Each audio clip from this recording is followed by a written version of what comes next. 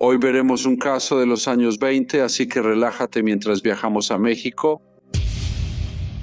En 1922, México estaba saliendo de años de cambios políticos provocados por la Revolución Mexicana. La capital del país, Ciudad de México, albergaba alrededor de 750,000 personas y era el centro de la vida política, económica y cultural de México. Reflejaba tanto el legado de la era revolucionaria como las esperanzas de la nación para el futuro. Los ministros del gobierno, los bancos, los periódicos y las industrias en crecimiento estaban concentrados en la ciudad, y la gente venía de todo el país para trabajar ahí. Aunque la desigualdad económica seguía siendo un desafío, la relativa estabilidad de principios de los años 20 fomentó la inversión y el crecimiento comercial, ayudando a que la Ciudad de México fortaleciera su posición como uno de los centros urbanos más importantes de América Latina. La mañana del 10 de julio de 1922 parecía cualquier otra en la colonia Roma, una elegante zona de la Ciudad de México que estaba justo al oeste del centro histórico. Afuera del número 48 de la calle Tonalá, un senador llamado Francisco Tejeda Llorca estaba conversando con algunos de sus conocidos. Había sobrevivido a los años más violentos de la Revolución Mexicana y ahora ocupaba una posición destacada en la vida política nacional. Poco antes del mediodía, un automóvil se detuvo cerca de su casa, algo que normalmente no le habría causado preocupación y que en cualquier otro día habría pasado desapercibido. Sin embargo, esta vez, una niña de 14 años bajó del vehículo y caminó directamente hacia él. Ella estaba vestida completamente de blanco y, mirándolo, le gritó que él había matado a su padre. El senador se volvió hacia ella y la miró, sonrió y luego se acercó a ella, exigiendo una explicación. Pero antes de que se dijera mucho, la chica sacó una pistola y le disparó. Francisco Tejeda Llorca entonces cayó al suelo, mientras el pánico estallaba en las calles. Algunas personas corrieron a ayudarlo, mientras que otras corrieron para ponerse a salvo. Pero mientras todo esto sucedía a su alrededor, la joven permanecía inmóvil, simplemente mirando como si no estuviera completamente segura de lo que había hecho. El senador fue llevado de regreso a su casa rápidamente, pero poco después se anunció que había muerto. La joven se llamaba María del Pilar Moreno Díaz, hija de un periodista y político que había sido asesinado solo unas semanas antes, y la noticia de lo que acababa de hacer se difundió rápidamente por la ciudad. En los cafés, barberías, peluquerías, tiendas de abarrotes y en las esquinas de las calles de toda la capital, todos hablaban de la joven que había disparado a un senador a plena luz del día. Los periódicos dedicaron la portada al caso y escribieron muchas columnas sobre la tragedia. Con cada nueva edición, la historia capturaba la imaginación del público, transformando un crimen local en una sensación nacional. Sin embargo, a medida que se conocía el trasfondo del caso, muchos mexicanos empezaron a verlo no como un crimen aislado, sino como el acto final de una cadena de eventos que había comenzado semanas antes. El padre de María del Pilar era Jesús Moreno, el director del periódico El Heraldo de México y una figura política de creciente importancia. En ese momento, él estaba postulándose para un escaño en el Congreso, representando a un distrito en Veracruz, un importante estado del Golfo al este de la Ciudad de México y una de las regiones portuarias y comerciales más importantes de México. Sus ambiciones políticas y su creciente influencia lo habían puesto en conflicto con el senador Francisco Tejeda Llorca, un poderoso veterano revolucionario con amplias conexiones políticas. La rivalidad entre los dos hombres no había surgido de la nada. Tenían desacuerdos políticos y disputas personales, y se sabía que en su periódico el señor Moreno había criticado al senador y que el senador se había quejado de haber sido objeto de constantes ataques y amenazas. El 24 de mayo de 1922, el senador Tejeda fue a la Secretaría de Gobernación en la Ciudad de México.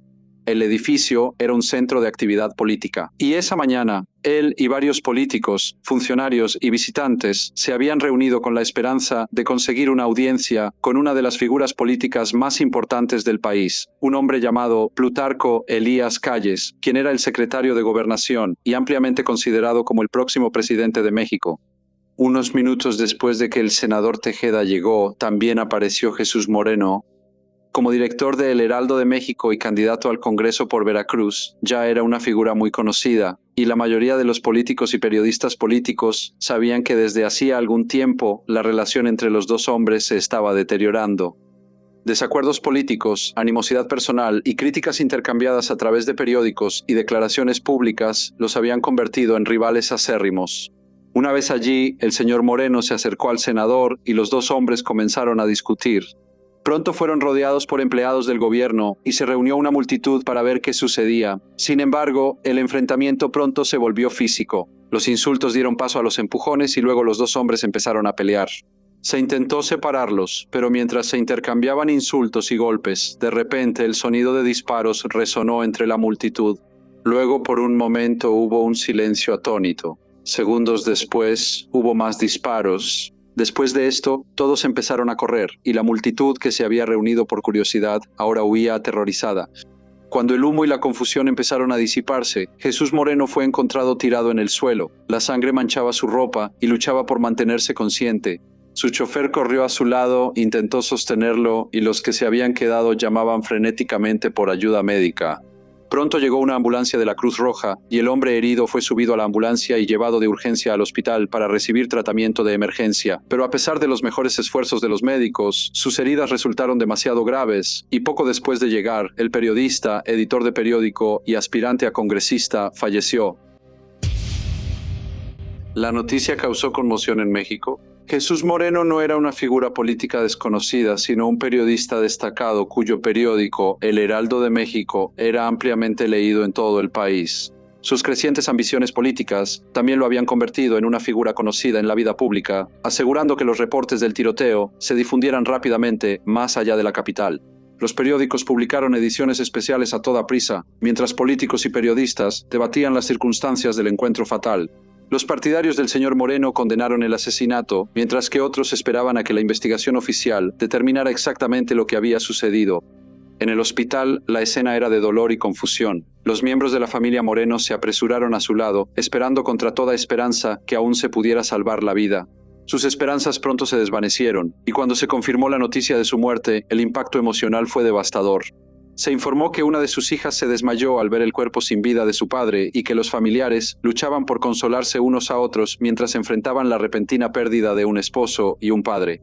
Solo unas horas antes, estaban preparándose para el futuro, con el señor Moreno impulsando tanto su carrera periodística como su campaña para el Congreso, pero ahora esos planes se habían desvanecido. Para María del Pilar Moreno, de 14 años, la pérdida fue especialmente profunda. Había disfrutado de una crianza cómoda y había estado muy apegada a su padre. Mientras tanto, el senador Tejeda se presentó ante las autoridades, acompañado por varios diputados que habían presenciado el altercado. Incluso antes de dar una declaración formal, defendió públicamente sus acciones. Afirmó que el señor Moreno había iniciado el ataque y que estaba bajo los efectos del alcohol. Según la versión del senador, el periodista había sacado un revólver durante la pelea y el senador declaró que logró apoderarse del arma y disparó en defensa propia. No todos aceptaron esa explicación. Los exámenes realizados al cuerpo del señor Moreno no encontraron evidencia de que hubiera estado intoxicado, lo cual contradecía una de las afirmaciones centrales hechas por el senador Tejeda. Además, muchos de los amigos periodistas del señor Moreno, sus colegas y simpatizantes políticos consideraron el incidente como un asesinato injustificado en lugar de un acto de defensa propia. A medida que surgían más detalles del enfrentamiento, los periódicos publicaron diferentes versiones sobre lo que realmente había ocurrido afuera del Ministerio del Interior. Algunos defendieron las acciones del senador, mientras que otros cuestionaron su versión de los hechos y pidieron una investigación independiente y exhaustiva. El tiroteo ya no era simplemente una disputa personal entre dos hombres, sino un asunto de importancia nacional. Durante el funeral de su padre, María del Pilar expresó abiertamente su indignación. Ella creía que su padre había sido asesinado y que el hombre responsable caminaba libremente por las calles de la Ciudad de México, protegido por su posición e influencia política. Amigos y familiares estaban preocupados por la profundidad de su dolor, que parecía ir acompañada de un creciente sentimiento de ira. Para la niña de 14 años, la justicia no solo parecía tardía, sino completamente ausente. Durante las semanas siguientes, parecía volverse cada vez más retraída, ya que se hacía cada vez más evidente que el senador Tejeda no enfrentaría consecuencias inmediatas por el tiroteo. La inmunidad parlamentaria del senador, combinada con sus amplias conexiones políticas, hacía que cualquier intento de procesarlo fuera extremadamente difícil. Los procedimientos legales avanzaban lentamente y parecía haber pocas posibilidades de una acción rápida. Para muchos observadores, especialmente aquellos que apoyaban a la familia Moreno, el caso parecía destinado a la impunidad. La percepción de que un hombre había muerto mientras que el otro permanecía intocable ante la ley alimentó el debate público y el resentimiento, sentimientos que María del Pilar compartía con intensidad creciente. Sin embargo, la joven de 14 años nunca aceptó la situación. Después del funeral de su padre, ella visitaba con frecuencia su tumba y su madre observaba cómo el dolor de su hija lentamente se transformaba en obsesión. Mientras los adultos debatían asuntos legales y políticos, la adolescente llegó a una conclusión simple: nadie castigaría al hombre que había matado a su padre. La mañana del 10 de julio salió de su casa acompañada de una tía. Iba vestida de blanco y dijo que iba a misa. Sin embargo, en su bolsillo había ocultado una pistola. Al llegar a la colonia Roma, el lugar donde vivía el senador Tejeda, la joven bajó del auto y caminó hacia él. Cuando estuvo lo suficientemente cerca, disparó. Sin embargo, aunque esto podría haber sido un caso de una joven vengándose por la muerte de su padre, hubo algunos testigos que afirmaron haber escuchado más disparos de los que podría explicar una sola pistola. Circularon rumores sobre la presencia de un segundo tirador, y algunos vecinos del senador dijeron que habían visto a un joven armado cerca del lugar. Sin embargo, estos testimonios nunca fueron confirmados y nunca jugaron un papel decisivo en ningún proceso judicial. Después del tiroteo, la madre de la niña, la señora Ana Moreno Reno Díaz, fue llamada al lugar, y cuando le dijeron lo que su hija había hecho, la llevó a las oficinas del Heraldo de México, el lugar donde su esposo había trabajado. Allí se tomó una decisión crucial. Se consideró mejor que María del Pilar se entregara a las autoridades, así que, acompañada por su madre y representantes del periódico, la joven fue a la policía y se entregó. Durante el interrogatorio, admitió haberle disparado al senador y hizo poco por negar lo que había hecho. Se mostró muy serena y no mostró señales de remordimiento. De hecho, declaró que había actuado porque la justicia no había castigado al hombre responsable de la muerte de su padre. En su mente, la ley había protegido al senador mientras le negaba justicia a su familia. Las autoridades iniciaron de inmediato un proceso judicial. Y aunque ella era menor de edad, el asesinato de un senador prominente a plena luz del día era un asunto demasiado serio para ser tratado con indulgencia. María del Pilar pasó sus primeras noches bajo custodia mientras los investigadores reunían declaraciones de testigos e intentaban reconstruir los hechos ocurridos en la calle Tonalá. Mientras tanto, la noticia del tiroteo se difundió rápidamente por todo el país, transformando el asunto en una sensación nacional. Los periódicos dedicaron una amplia cobertura al caso, colocándolo a menudo en las portadas durante varios días seguidos. Fotografías de la joven de 14 años aparecieron junto a relatos dramáticos del tiroteo y extensas discusiones sobre la muerte previa de su padre. Los editoriales debatieron si ella era una criminal o una víctima de circunstancias fuera de su control. La opinión pública pronto se dividió drásticamente. Algunos la veían como una asesina que había tomado la justicia por su propia mano. Otros, sin embargo, la veían como una hija afligida, llevada a un acto desesperado después de que las autoridades no lograron hacer justicia. A medida que crecía la simpatía pública, llegaban cartas de apoyo de todo México y muchas personas expresaban abiertamente su admiración por su valentía y su devoción a la memoria de su padre. A medida que avanzaba el caso, la joven de 14 años se convirtió cada vez más en un símbolo de la frustración pública ante el privilegio político y la percepción de que los hombres poderosos podían evadir la rendición de cuentas. Lo que comenzó como una investigación de asesinato ahora se estaba convirtiendo en uno de los dramas legales más seguidos en la historia moderna de México. Aunque María del Pilar había admitido haber disparado, el proceso legal estaba lejos de terminar. Los investigadores recopilaron testimonios de testigos, los abogados examinaron las circunstancias que rodearon tanto la muerte de su padre como la del senador Tejeda, y los tribunales comenzaron la larga tarea de determinar su destino. A medida que el caso avanzaba por el sistema judicial, los periódicos informaban cada desarrollo en detalle, asegurando que el interés público se mantuviera intenso.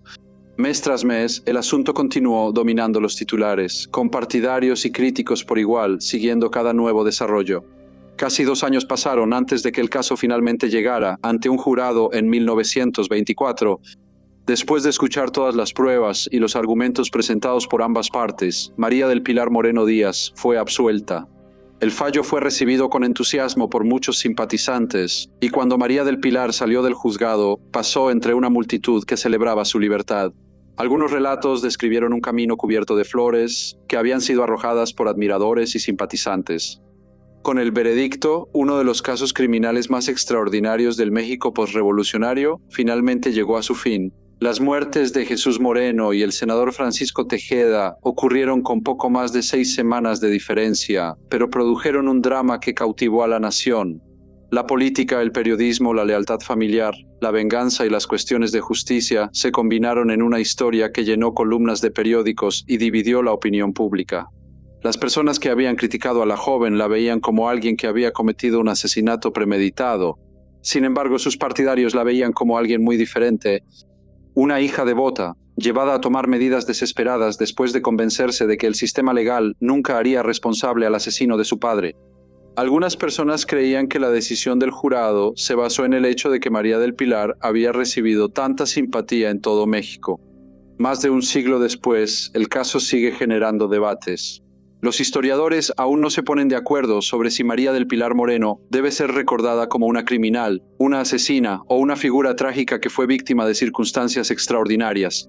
Cualquiera que sea la conclusión a la que se llegue, los acontecimientos de 1922 siguen siendo uno de los episodios más fascinantes de la historia moderna de México. Una historia de dolor, pérdida y venganza que capturó las emociones de toda una nación. Hola a todos y muchas gracias por escuchar. Como siempre, por favor dejen cualquier comentario o retroalimentación que tengan. Y espero verlos a todos de nuevo en el próximo Briefcase.